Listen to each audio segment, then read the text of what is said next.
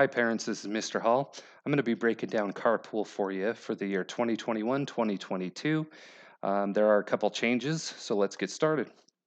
First, I have this Google Earth version of our school, so you can get a good feel of what it looks like from above. Here's our school. This is the front of the school, and this is the back lot, the playground area.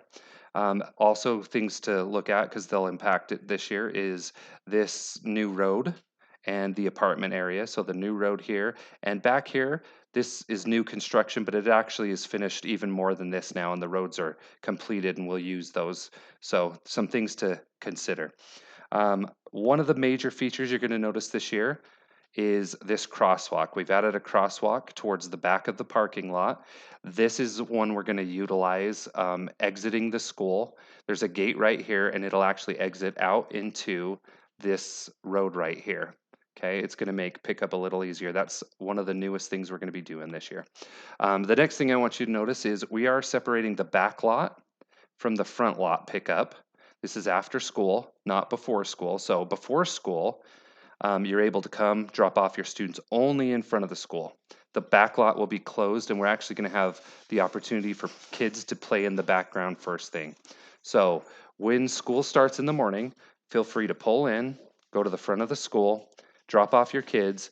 The gate back here should be open, and kids can come play back here until we start letting kids in. So if you're one of those early parents, that's an option.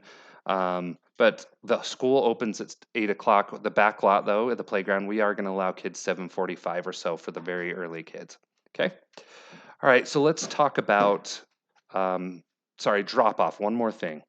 For drop off, you can use this front crosswalk. So if you drop your students off here in front of the school, they can use that crosswalk. But after school, we are not going to be using that. So that is a big change from last year, and I'll explain how that works. So let's break down pickup in the after school time. So after school, first thing you're going to want to notice is whether you're picking up in the back lot or the front lot, M to Z in the back, A to L in the front. And here's the reason why. When you very first pull into the lot, you're going to see these three lanes. The one on the right takes you to the back of the school, and the other two will take you to the front of the school. It's important to choose that at the very beginning because it's a lot harder to switch once you're in these lanes. And if you are in the wrong lane, it's a lot harder for us to cross you over and keep carpool going really quick. Okay. So once you get to that point, you pull into the school and you head in here. You're going to notice there may be a stop here at the crosswalk that's new this year that I mentioned. Then you're going to circle around, and this is the point where choosing the right lane pays off. If you've chosen that far right lane and you're going in the back lot, then you'll be guided right that way. There will be an adult right here, kind of guiding one of the teachers, or you may go to the front. Okay, so I'll start with the back. One of the things we always ask is that you pull as far forward as possible to make sure that we can load as many cars with students as we can.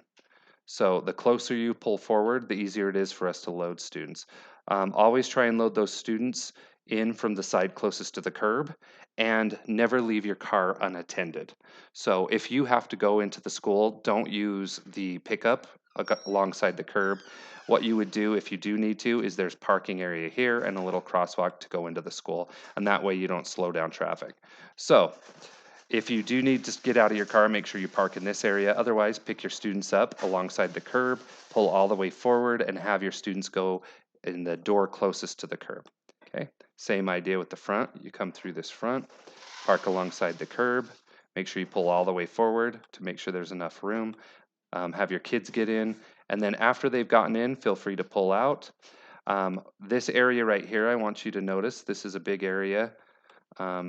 There's another adult in this spot, but you need to wait in this area for the adult to guide you out. And they try and periodically rotate to make sure it's fair. Let the back lot and front lot go.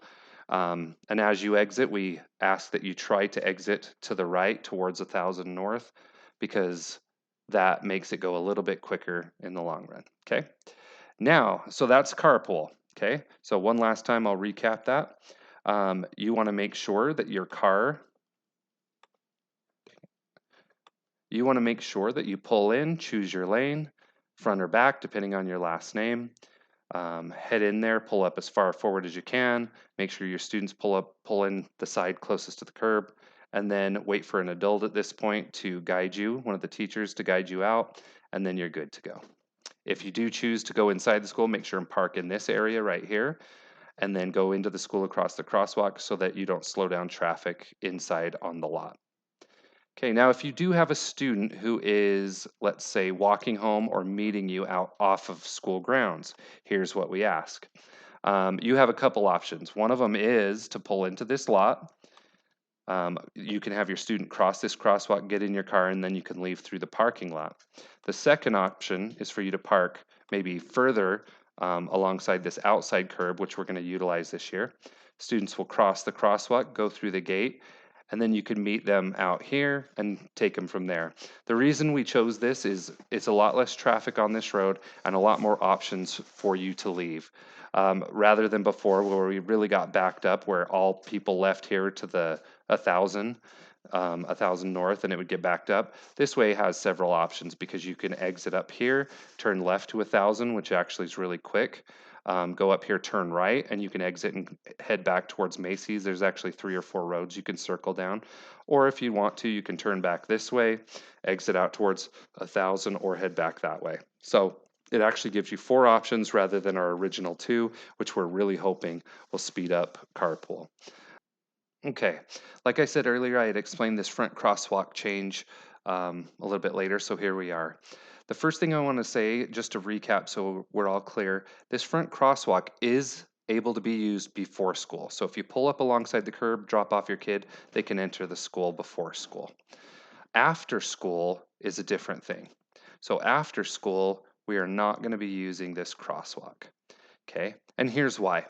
The reason we're not going to be using it is in the past, this area out front gets very congested and it makes it very difficult for cars to get out and people to merge.